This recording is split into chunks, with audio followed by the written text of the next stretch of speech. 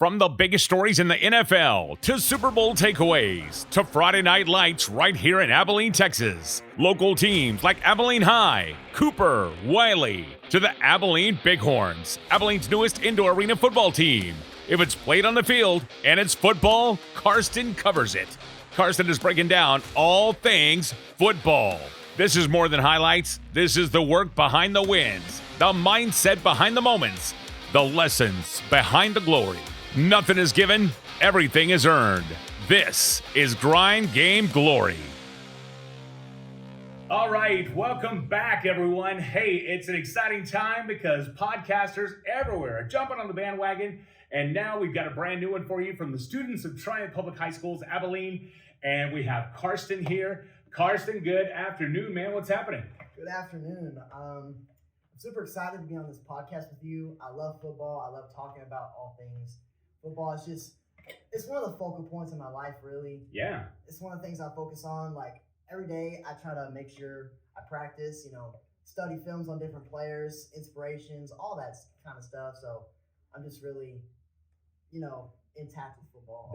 That's awesome. Trust me, if you want to speak Carsten's language, just talk football, and you got him hooked. So, and let me make a correction too, by the way. You're not on my podcast. I'm on your podcast. Yeah. So we are back with Grind Game Glory. And so, we love those alliteration with the GGG, Grind Game Glory. And we really break down, just like Carsten said, behind the work, the wins, the mindset behind the biggest football moments out there. And so every week, basically, Carsten's going to be talking NFL. He's going to be talking high school. You're going to be talking all things football, man. Matchups, matchups. Divisional games, playoff games, college too. We got that too. Not just the NFL. We got, football games all over the world. Right on. Some people might think that this is a little bit of an odd time to start a football podcast because we're just coming off football season.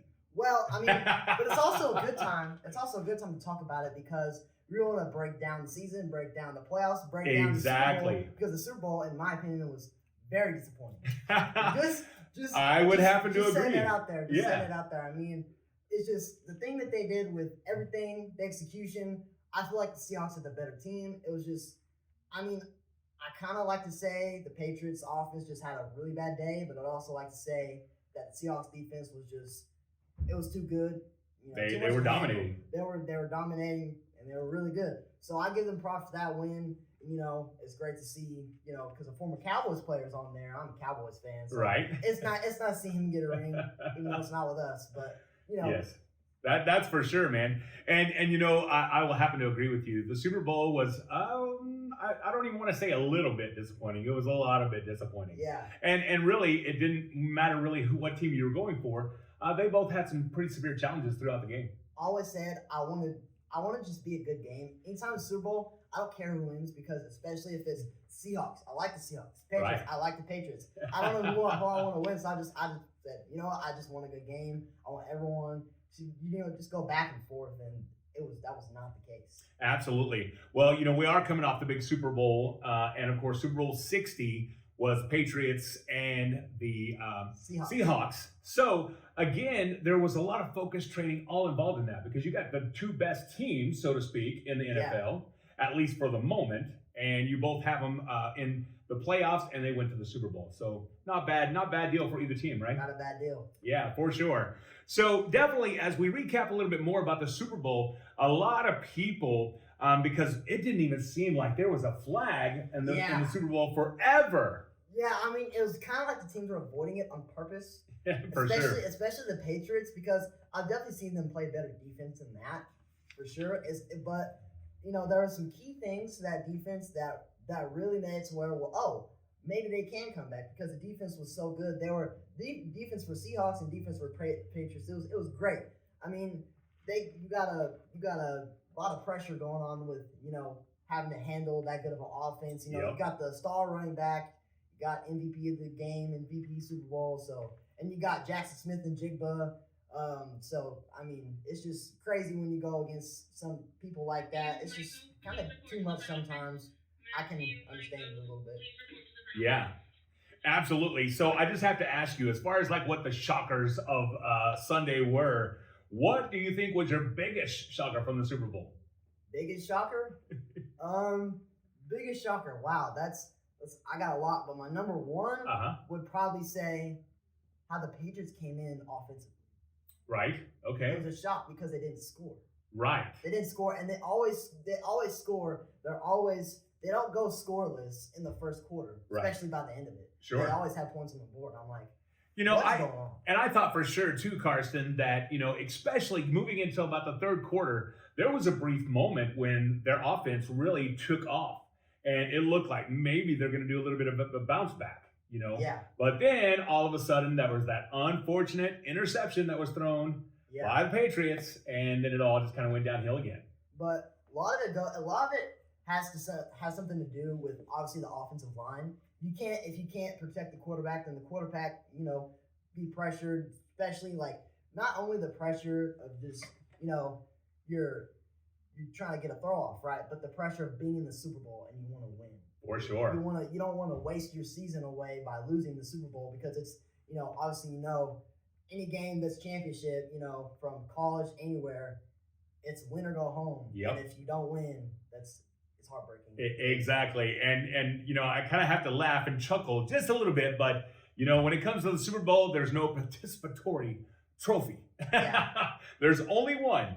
However, it's often funny that, they go through the whole process of making hats, shirts, etc. for both teams. Yeah. So they're ready. I actually saw one person who was a big Patriots fan. He watched the game. He got a tattoo of the Patriots, and because he thought they were gonna win the Super Bowl. Right. And it said Super Bowl 60 champions. He got a tattoo right here, right? Oh. And I was like, I thought that was crazy.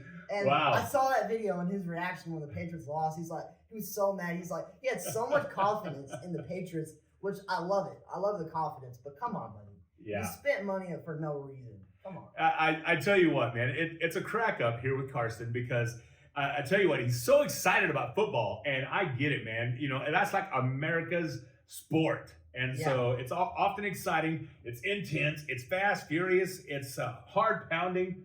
Yeah. But what in the world got you so hooked on football? It had to be something. Oh, there's a whole bunch of things. Let me go through them because it's a blast. It's going to be a blast. All right. So what started me is my cousins, they were living with me at my house for a short period of time. And so we kind of had a really good bond. We were kind of all like brothers in a way. So we would go on the side of the house. We kind of have like this, medium-sized little grass field going on. And we were throwing football around. I didn't really know how to catch that good, right? It's always something with somebody who's just now learning how to touch a football, right? But I got it down, say about 5 months later, I got it down, and then I've just been working at it ever since, trying to get better, obviously any player that's in the NFL right now will tell you if you ask them what's your motivation, you'll go a family, right? Yep. That's the motivation. You want to put your family on the map. You want to put yourself on the map, and you want to make sure that everything is going to be okay. So that's basically my goal. My goal is going pro. My goal is sticking to what I know and sticking to what I love, and I love football, and that's not really saying a lot because there's thousands of players, right? I'm thinking to myself, if there's thousands of players in the NFL playing right now, what makes me so different from them? Right, absolutely. Well, and I honest to goodness wish that we had the capabilities to actually do a football team here at Triumph. That would be absolutely amazing. We might have to get you the Triumph end of the year football game going somewhere. Oh yeah. I mean, I need a star receiver at that point. There we go, for sure. Yeah. So as we move in, we're just excited about this podcast. I know Carsten is. We started talking several weeks ago, getting all this lined out and getting it all ready for you. So let's hop out of the Super Bowl for a minute. We know the two teams made it. They did great. And, of course, the Seahawks came out on top of that one. But let's move into kind of a different category as we also wrapped up a little while ago, but our local high school teams, And even though they're competitors, but yet not competitors on the same field, we have Abilene High and then Abilene Cooper. And, of course, we have Wiley as well. You got to kind of understand it a little bit. It kind of comes with territory. They're kind of put in the position that I am in. Right? They want to go to the next level just like me. They have the same dreams, the same everything, right? They just want to put their family on the map and nothing else, nothing less. They want to do their part. And they want to do what they set out to do. Yeah. The goal. Absolutely, for sure. Well, Abilene High School Eagles, for their 25 season, not really too bad. They finished the season with a strong 9-3 overall record. Okay, not too bad. Undefeated district slate. And then also they had notable wins, including big offensive performances like that 73-0 win over Lubbock. Do you remember that game? Yeah, I do remember that game. That was pretty crazy. That was wow.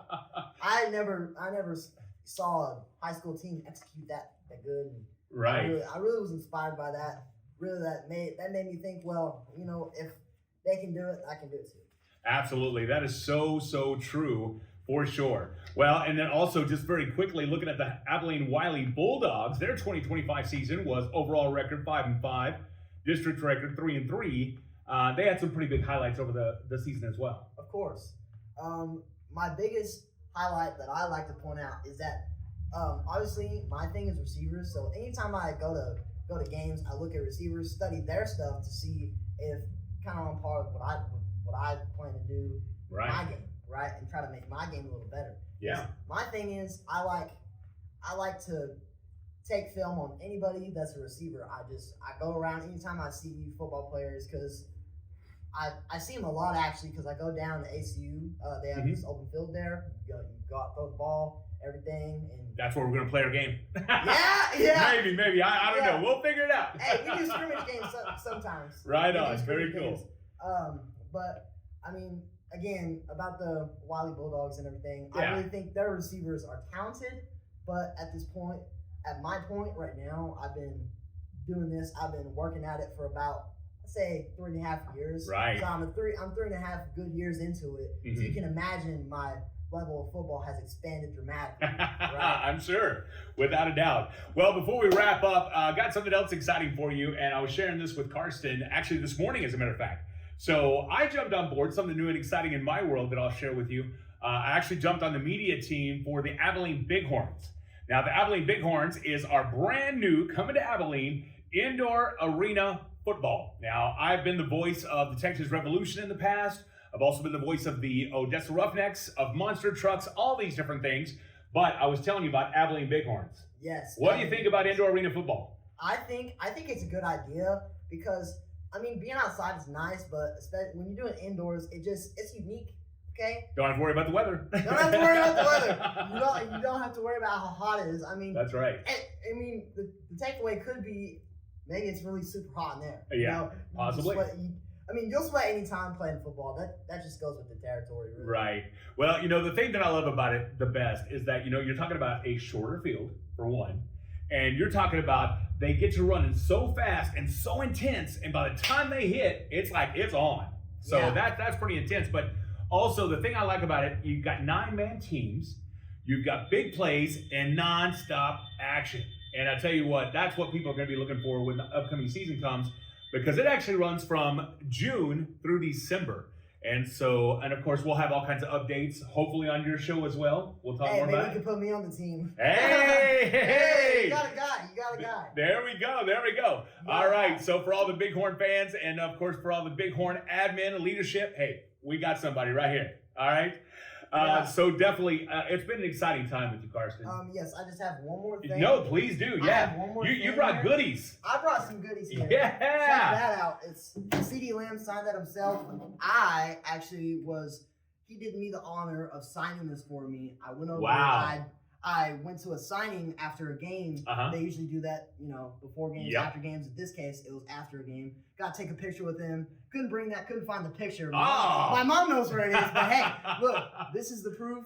Look, me and CD are, we're pretty, inspiring to each other. Well, hey, Mom, when you find the picture, let us have it so we can put it on the show. Yeah. All right, what else you got, man? That's fantastic, dude. Yeah. What else you got back there? I got, let me see. Thought you brought something else here. Oh, yeah. All right, he's got more. Okay. I recently went to a